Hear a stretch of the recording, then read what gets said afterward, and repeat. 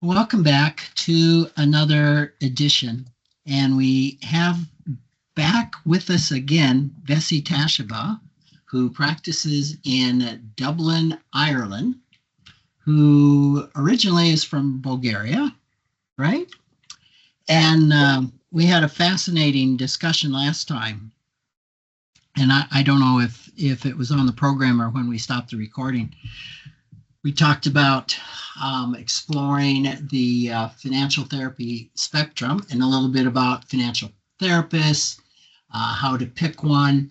And I thought that would be an interesting topic. I don't know that I've ever really heard that discussed. Let's do it. All right. So tell me what is on your mind when you think of the financial therapy spectrum. Well, there are a couple of things. First is more obvious, but more of a Venn diagram, where it's, on the one side we have finance, and on the other side we have anything therapy related. So, and the overlap is financial therapy, right? But if we think about it as a spectrum, then, and I like to think it even more as like a magic quadrant type of situation. So you have four areas, and again, you have finance and psychotherapy, maybe like on the like the x-axis, and maybe on the y-axis you would have the depth. So let's say if you're using like a self-help book and you're reading it, that's it's not very, you're not working really in depth. You're beginning to learn. Maybe you're reading about money scripts, and you're like, oh, maybe I have, maybe this is a script I relate to, maybe I don't, right? But then if you work with someone, with a professional, then you're engaging with the topic, and then depending on what type of maybe financial therapist you're working on, it can go much deeper. And I would say maybe it's someone who comes from like a CBT kind of background. We're staying still very cognitive behavioral. Maybe that's enough, or maybe you need a financial coach who keeps you accountable. Probably it's a good rule of thumb to generalize, to say, okay, save, I don't know, 10% of your income. And you're like, well, I know that, I read that, but I need someone to keep me accountable. And maybe that works for you. But maybe the work needs to happen much deeper. Well, I know it needs to happen. I know I'm not doing it, and I just can't. It's not a matter of will, or it's not like a kind of like a CBT trick, something that will just stop me from spending so much. And then it's probably like an unconscious belief that hasn't been resolved. So we need to really do the work in depth. So that would be probably more like IFS approach, like yours, or kind of psychoanalytic psychotherapy approach. And that would be my background. But it really depends what the person needs, right? So it's not to say one is good and another one is bad. That could relate to how long the person is doing the therapy. But if we're thinking about the financial therapy professionals, it's, then we can look at, are they coming from like a mental health coach background? Are they a couples therapist? Are they like an addiction therapist? Do they only work with individuals? Do they work with children and adolescents? Or do they work with adults only? So for example, I work only with adults and I only work with individuals. So if a couple was to come to me, I can't work with both of them. I can only work with one of them. They can go somewhere else for couples therapy, be that psychoanalytic psychotherapy or financial therapy. And then if we're looking at the financial side, there could be financial educators. We have a lot of them on social media. There are also great books. Maybe they're financial coaches, someone who, they have a more of a check-in call. It's like, okay, do we got this done? Amazing. So it's closer to what you get in the gym if you have a personal trainer, someone who encourages you and high fives and maybe gives you the hard love when you didn't do it as you discussed you will. You can have financial planners, financial advisors, and I'm sure you would be more on the financial side. What else is there? As you're talking, I've been drawing this this graph, and I have never considered it before. Because to your point, on the bottom, I put financial therapy, and on the that the vertical is the x-axis depth, and so visually, I am saying, okay, on the left-hand side of the graph, we really have dollar and cents focused, and you could be very light in that, or you could be very deep. Let's say like financial planning. And I just wrote financial planning at the top there. And then as you go to the right on the y-axis, you probably start getting into coaching, maybe what the planning profession calls financial life planning, coaching, maybe as far as depth, I put CBT right in the middle. Yeah, I don't know if CBT practitioners will be happy with that, but I would put it in the middle as well. Maybe to the middle right. Yeah, and probably so. Not pure coaching, but maybe for those of us that are biased in the type of therapy or the depth of therapy, maybe right into the therapy area. And then what would so in the top right would be psychoanalysis, maybe IFS, modalities that we think of as being normal therapeutic modalities. What would be in the lower right? It would be financial therapy, but not a lot of depth. I think if you're seeing a financial therapist who doesn't have deep psychotherapeutic background, as much as they have read, they're still a financial professional. You see where I'm going? So if you need someone who is really experienced with the numbers and maybe knows this is what you need to do with your taxes, and maybe you're a business owner and these are the tax credits you can get, and this is what you do with your 401k, etc. Then maybe you need that practical stuff and you need that kind of expert. If you have challenges that are more like okay, so I work mostly with people in the US, Ireland, and Bulgaria, and in Bulgaria, in the 90s, we had hyperinflation. That meant that either you were poor and the next day you were still poor, or you were rich one day and the next day you were poor. You were poor. Right. So, I mean, maybe you had savings, like, and there weren't anything impressive, but you still thought, this is for your grandchildren or whatever, and then the next day your grandchildren go to the bank and it's literally like 3 ice creams worth. Like, I'm not even exaggerating. Or you had a business and it just collapsed overnight.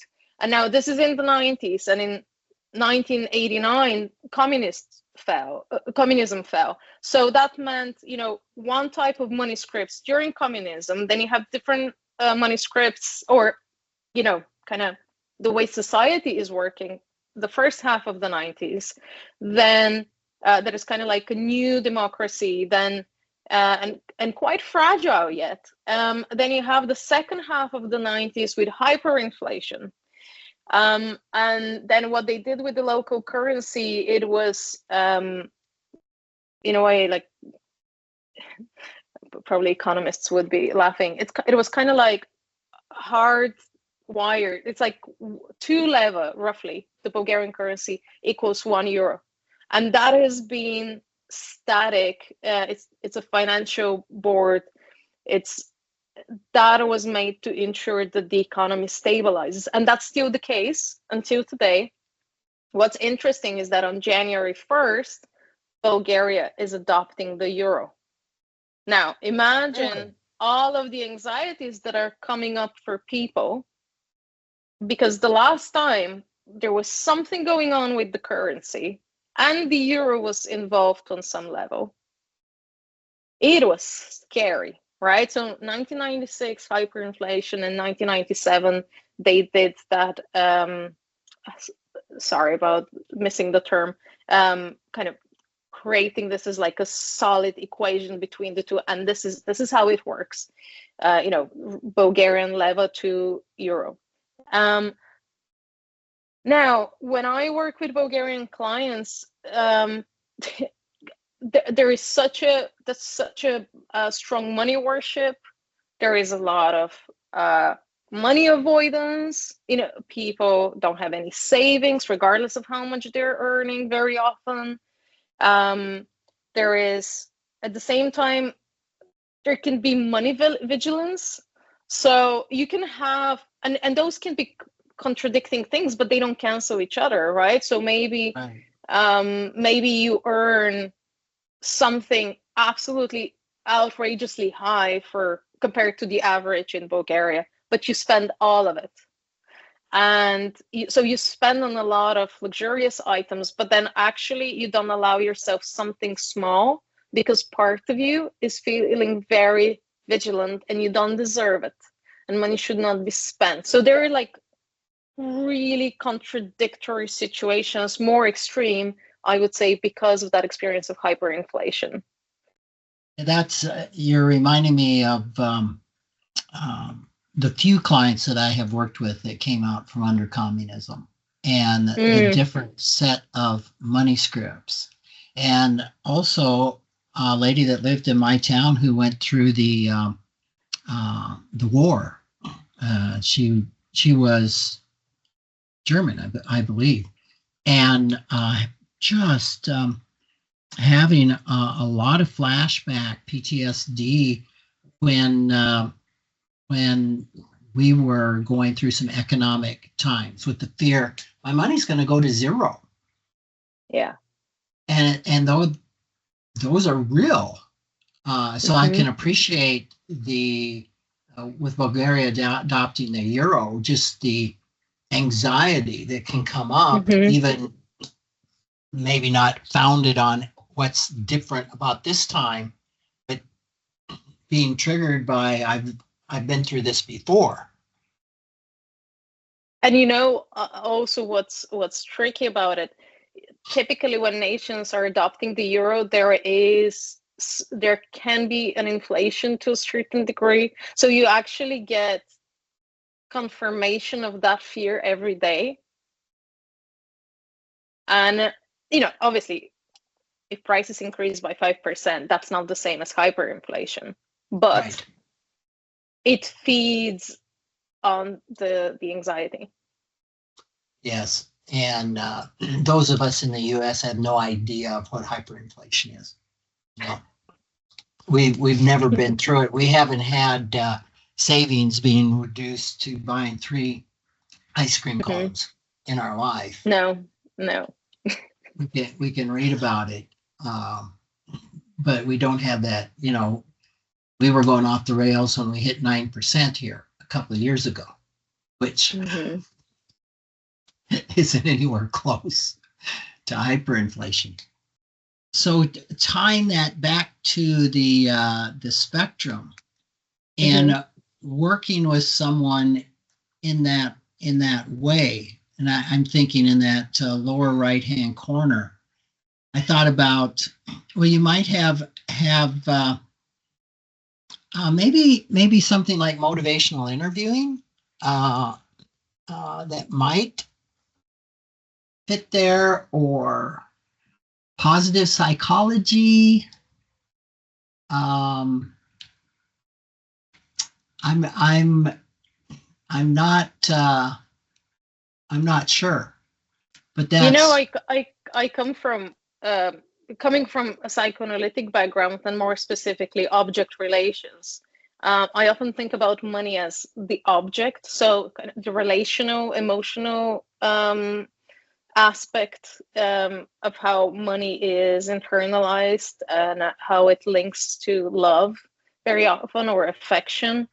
I find the money genogram very helpful. And the first memories that people have in relation to money, very powerful with its symbolics. some in the past when we were talking about money in the early days. If we're talking about an audience, we'd say, I'm going to say a word. I want you to write down the first 5 words or thoughts that come to mind. Mm-hmm. Are you ready? Yes, money. And then we'd ask them, the 5 words that you've written down. And if this was describing a love relationship, a romantic relationship, what condition is the relationship in? Mm. And 75% of the time, it wasn't in very good shape. So that's what I was thinking of in money being the object Mm-hmm.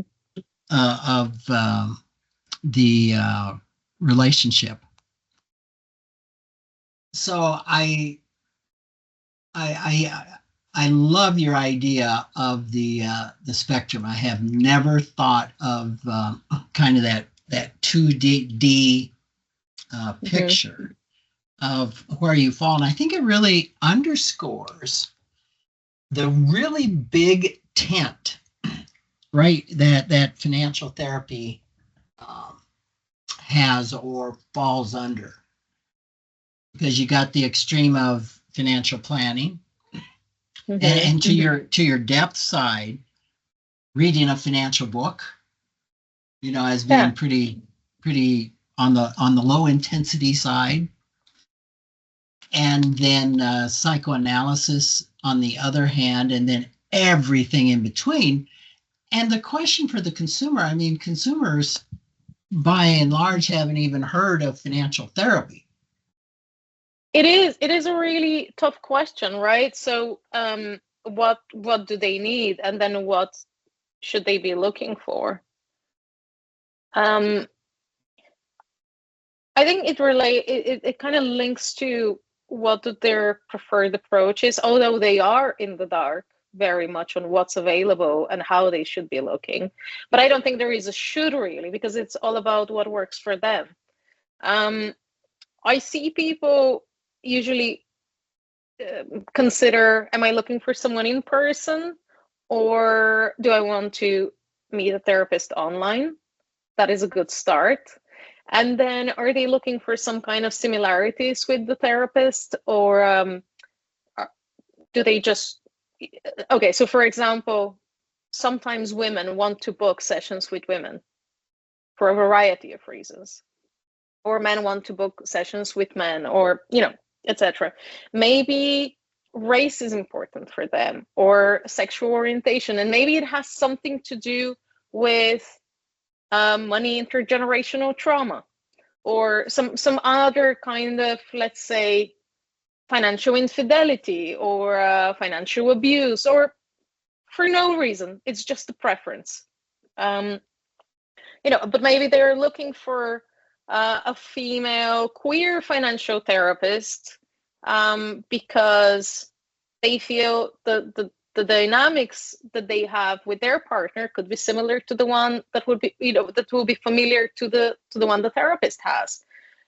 Versus, well, when you work with a female client in a heterosexual relationship, and we talk about money, people have different expectations, and sometimes they're more heteronormative. So there could be preferences where these things play out, or they don't. In reality, it doesn't matter what the experience of the therapist is if we have the therapeutic alliance, but maybe the gender or the race or the background, is the therapist Eastern European or not, maybe those things matter to the person. or impact to what extent the person feels comfortable enough sharing. So as long as, like, if something impedes the sharing, then that's not the right therapist for you. That's the rule of thumb, if there is any rule of thumb. But there are some things that are more important than others. So I think it takes for the person to reflect a little bit, which are the most important things for me, and which are the things that I'm willing to make a compromise with. Perhaps what is my budget as well. But then it is important to look at qualifications or accreditation. Has the therapist done personal therapy? But you can ask any of those questions in a first session and see how you feel with the person. And there can be also some specialties. And usually therapists have those on like Psychology Today or on their website. And if they don't, you can ask, or maybe your friends can make recommendations. So I would say that's a good starting point for how to pick a therapist. But there is also no right or wrong way. Yeah, and what I'm taking away from what you just said is theoretically, it shouldn't matter to the therapist, the client's issues or background or culture, gender preferences, etc.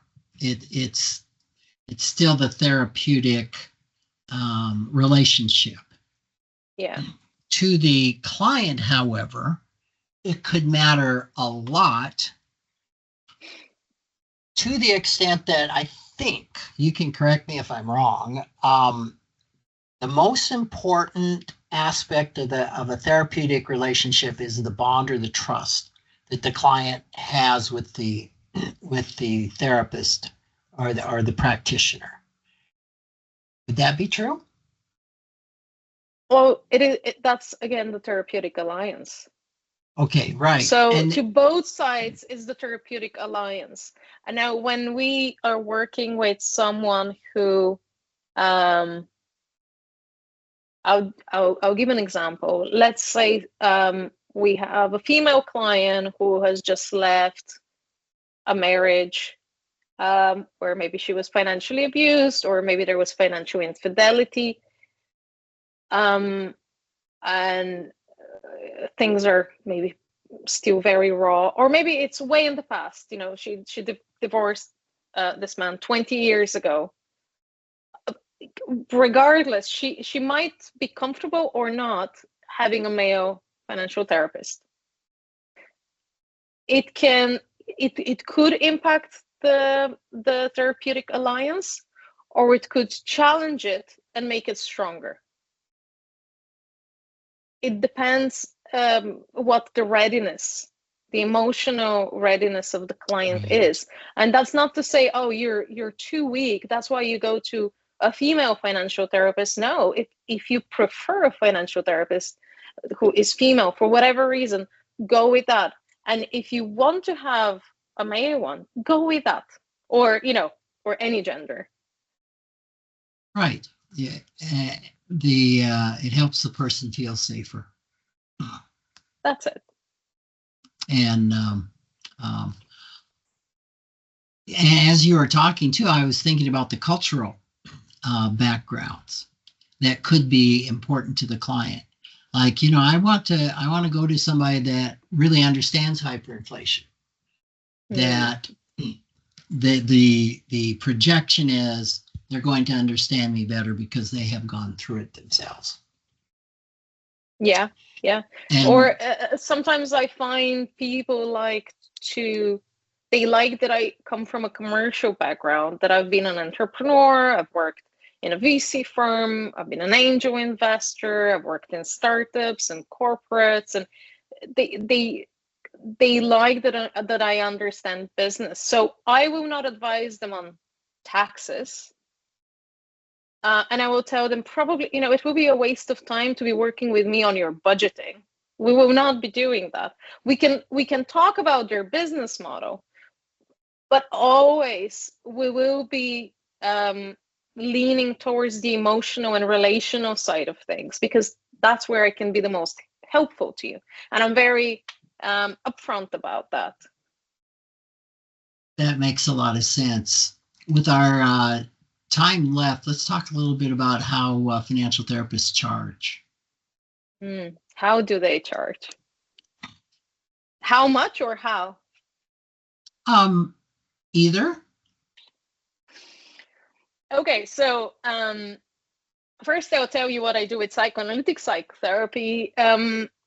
I only do it in person. Actually, when I have clients coming for gambling addictions, I only do psychoanalytic psychotherapy. I don't do financial therapy with them because that doesn't make sense. We need to go much in depth, and that's only in person in Dublin. With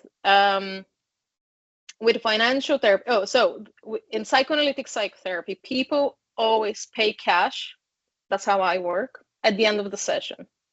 And it plays a big part in the transference. So it's very insightful. It's really helpful to work in this more old school or more orthodox way.